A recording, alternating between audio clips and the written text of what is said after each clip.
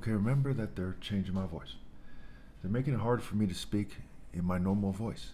They're even making it so that I can't wear clothes that really represent who I am.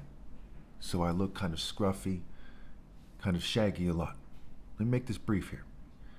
I have a right to my freedom of speech and freedom of expression and my right to assembly, and they're denying me these things consistently.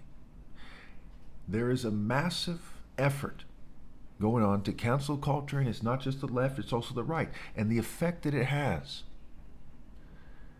is that it makes it so that if you don't think a certain way, and if you're not from certain groups, right? If you're a certain type of white person or you're an extreme token minority, you have a little bit more rights, but it's like a racial order. And people try to gaslight people. If they say, hey, you think that there's a great conspiracy to force you to behave a certain way. And that, no, that's not why people are doing X, Y, and Z. It's because it's the trends.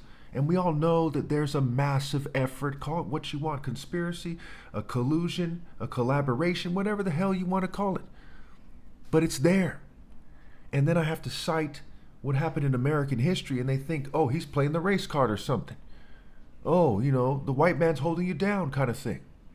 Historically, in America, there was a massive effort to control expression and social behavior. What do you think would happen if a black person presented himself as important and started walking in a way that reflected that he demands respect based on how righteous he is? They would call him uppity, right? They'd probably lynch him.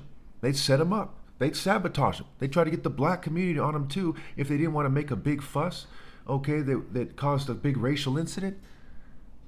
That's the kind of thing that's going on here.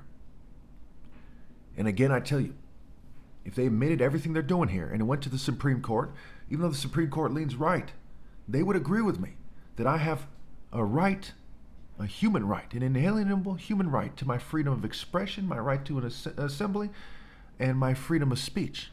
And they've been violating it to the extreme for years.